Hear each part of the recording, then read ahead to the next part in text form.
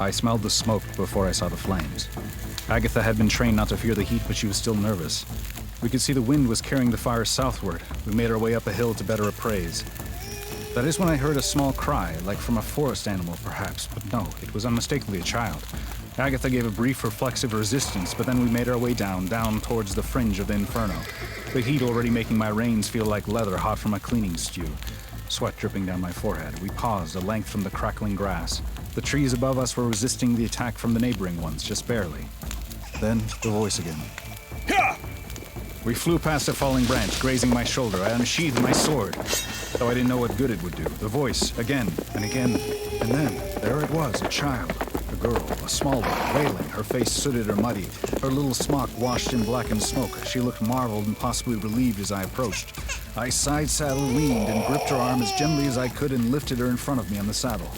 I tried to shush her consolingly, but possibly came out a little bit strong. I wasn't adept with children who were too small. Another branch nearly fell on us, and I sheathed my sword so as to hold the child more carefully. Agatha did quick work, finding a way out up in elevation and finally out the fire. The child had ceased crying and kept riding until the air cleared. Agatha snuffed, sneezed. I grabbed a rag from my satchel and wiped my brow, hesitated to wipe the child's face. We made our way for a half hour, the child still. I could feel its little heart beating fast, though its limbs were calm. We made our way down to a river back away from the borderlands, back to the fork in the road.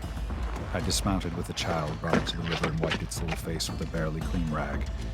It had no objections and seemed calm enough after even such a horrendous, fearful event. There now. What's your name? The child gave no expression. Where are your parents? It looked back up from where we came, but seemed unmoved by the thought of parents or lack thereof. Can you speak, then? I gave its stomach a little scritch. It reacted to that, but still no sound. It could cry plenty, but not talk. Understandable under the circumstances. I gave the child some water. It drank only a little. I gave it some bread with raisins. It put its mouth to it for a moment, then appeared disinterested. I tried some preserved soft vegetables, but it appeared even less enthused. Well, then, what do we do? You have any idea? The child inspected a few stones on the ground, stubbornly refusing to help the cause of its survival. 2 would be quite the ride away, and perhaps further from this child's home, its parents if they were still among us. And if I took her to 3, that's arguably closer, and at least there would be settlements along the way. She wouldn't be happy to see me. I told her I'd respect her by giving her some space. But what if I brought her some flowers?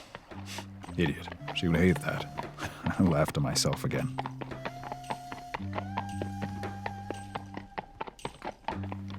The settlements along the way were deserted. Not an old nag in sight. Fires, perhaps, though they were still a distance, would surely be interrupted by the trenches put in place. The shape of the valley would slow things down enough for a time. Next settlement again, much further down, nothing. I called out for the blacksmith, but his tools were scarce, as if he'd packed up. I dismounted and looked around, perhaps for some food that would go bad without anyone around. Nope, they'd left quite at their own steady pace. The child was wee, but strong enough to hold on to the reins. Happy enough with its current fate, it would seem. Still not a word. This is Agatha. I patted her mane. You can call her Aga. Can you say Aga? The child looked up at me, but would not repeat anything. Surely it was of speaking age, perhaps 4 or so. Or perhaps it was even older and just wee. I do not remember my parents, nor much of their early years. There was a hollow, cold place like a tomb, which was my safety and where I crawled and survived with the others whose faces I can't recall. And then, like a thief in the night, I was at Samu. And 3 was there, only 7 or so years older than me, but old enough to help me along. Unlike 5, who had been found as a youth almost full-grown, 4 was a little older than 3, but not around much. She was senior to them despite being younger. She had vague memories of losing her parents, but she didn't like when I asked her about them, wanting to know more about these mythological creatures, a mother and a father. Sometimes she told me things, others not. When we had time alone, away from our chores and our training, I would find myself daring to be in her arms, to experience care. But one found us and shied us away. We love, but we do disservice by this reduction. She would say, such a strange way of saying it. She meant physical touch. It was frowned upon, though permitted a touch, so to speak, for ones as small as I. I was perhaps the exception. One had to have her visions more than once to assure herself that I was the one. I was the sixth. She knew it was right when they asked me my name, and I said I didn't know if I had one yet. And yet I could speak. Where had that come from? Who was it who had cradled me as a babe and then instructed me to stay, to come outside for air, to eat this, not that? Perhaps I did not want to see something there, in that place I call a tomb, but which likely was only a hovel, a place for orphans to scrap and scrape like little wildlings.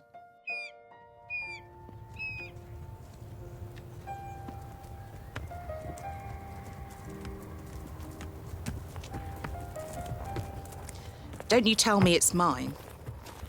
Says 3. She had just finished sharpening her knives, it would seem, and was throw-testing them against a tree trunk. Well, can't say for sure. Has your habit of shutting up, anyway.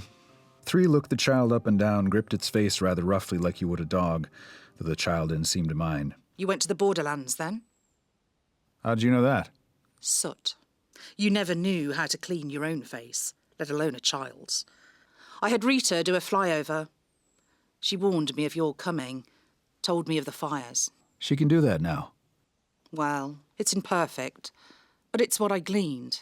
A man on a horse. And further, trouble. You can faintly smell it in the air.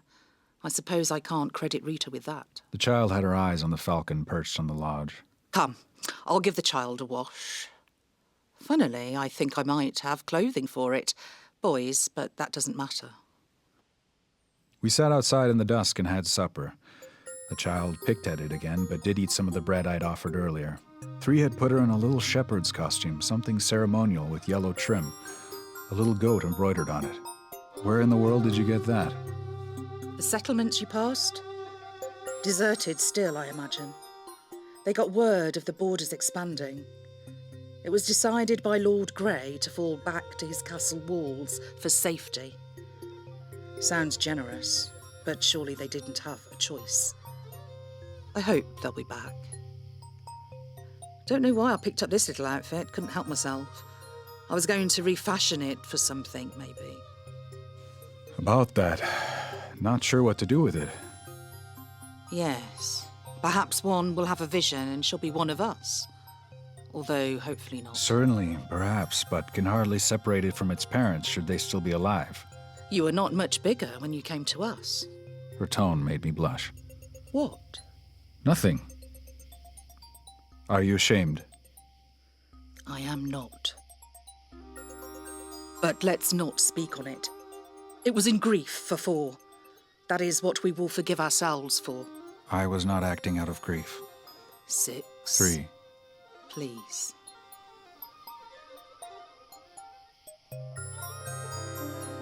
I left them there and strolled into the woods adjoining. Picked one of her knives out of the tree trunk she was using for practice, letting its tip press ever so gently on one of my calluses. There was no moon, but the stars were bright. For a brief moment, I could fantasize that life was different. That this was our child, that I was not one of the 7, now 6. It didn't matter that when 8th came, they would be the 7th.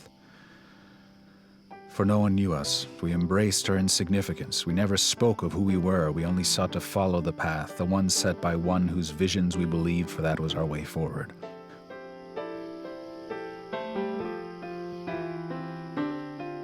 And what if she's not telling us the truth, 3? I asked her somewhat playfully as we lay in bed.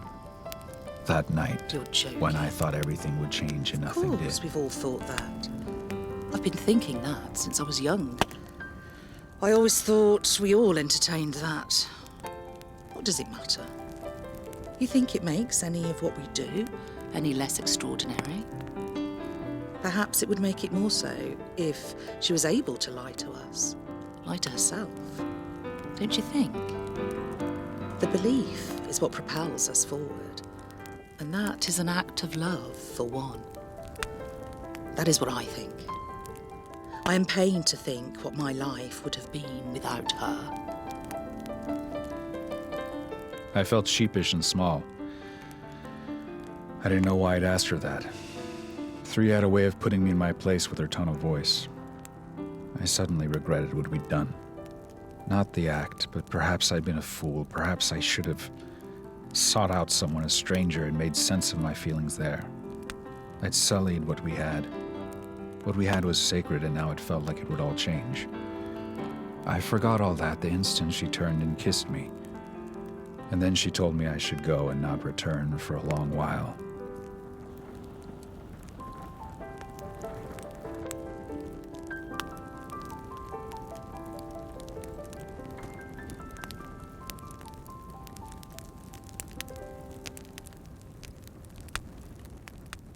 Inside, she was brushing the child's head. You would have thought it was a doll by how still she looked by the low-lit husk of the fire. She turned her head and looked at me and smiled, and my heart sank to my stomach. I can take her to the Lord's Keep tomorrow.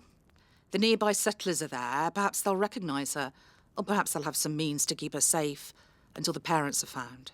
I'll look to the territory I found her. Perhaps the fires have abated. I need to go in that direction anyway. How is two? A bit changed, a bit lonely, I think. Still bereaved. I mean, of course, I just told him. Yes. I'll see him soon. If there is any peace to be found. Otherwise, I'll need to stay near enough to the borderlands. And you, how do you feel? Me? I don't feel like talking much. You'll sleep in the adjoining side, will you? The child can sleep with me. There's plenty of furs, and it's not that cold out. Of course.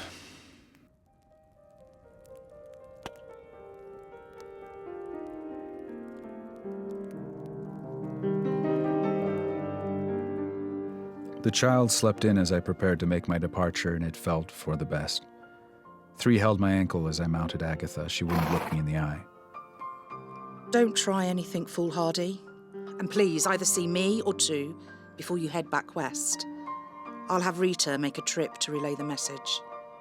Messages? What's this now? Isn't that against one's... Hush. We're all grown up now. And things change. Just because I believe in one doesn't mean I'm not my own person, just as you are. Faith is to make us see, not to blind us. Then she turned without any other goodbye and closed the door to her house. Not cold, just her way. The forest was scorched and silent. A few stray remaining hot spots made the path swell with warmth, even though the days had become overcast. Then it rained, and I watched the wetness fail to even penetrate a mound of fire, as if it was being fed from something deep under the earth. There was a trench at the last north-south river before the borderlands, and I could see a small military attachment downriver. I took the chance and rode towards them. They eyed me suspiciously, but with no ill intent. Hello! Made it through the fires, then? Aye. Who may you be, sir? I am but one unattached. I'm only wandering a bit more than I'm returning to the west where I come from. And what keeps us from recruiting you then, sir? A fine, healthy soldier such as yourself. They said it bemused. It wasn't an actual threat. Are you not familiar with Queen Adrian's law? Have you heard of that, lads?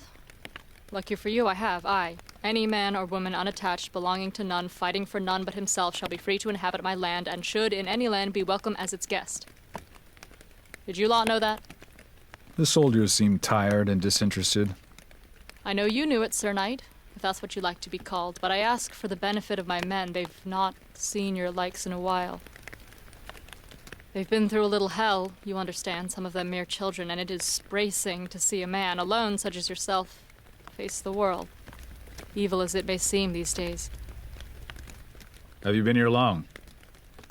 Just arrived from the borderlands. More I can't say, I'm afraid. Understood, no need. No civilians on your way, some that may have lost a child? No. Nothing like a child, or those who would be parenting one anywhere near, I'd say. My apologies. I rode past their leader, and indeed the men appeared younger and younger as I trailed by. Innocence lost. Grim determination, but also they were tied together now. Others would feel increasingly foreign, even suspicious. Only my sword gave them a sense of comfort. Life was now either a fight or an alliance to fight another. The hazy mix of human emotions, the intimacy and kindness of strangers would soon become something mysterious like a spell, or a memory that's become a dream. I did not pity them, for they still had those memories still. Something I'd give anything for. The untouched forest was more beautiful than I last remembered as I rode an unfamiliar path down the river bend. I could spot the Vernicious Mountains to the southeast, and gauge when I should start to make my way towards them, where the path would be rocky and unlikely to be populated with much but mountain folk. I stopped to give Agatha some feed and ate the last of the bread the innkeeper had gifted me. Some curious flowers, the color almost of an open wound with yellow pistils, lay at my feet. I collected a few and folded them within the cloth that I had the bread in. I smelled them and sneezed. They had the odor of old beets. No doubt one will love these. They certainly don't grow out west.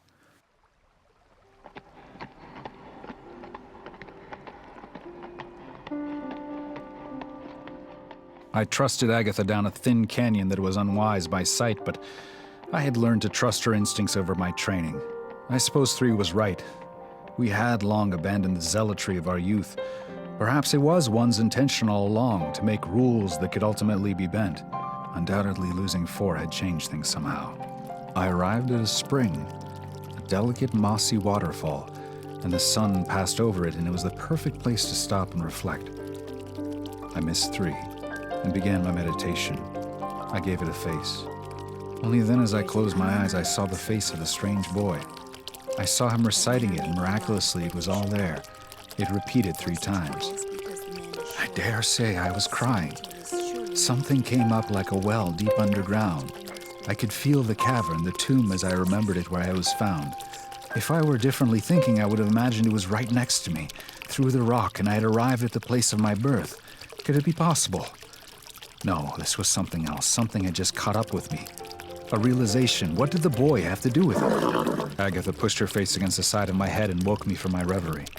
Indeed, there was noise from somewhere up and above, like voices resonating off of metal. And then, in the rock, I swore I could hear laughter, ominous and echoing with delight.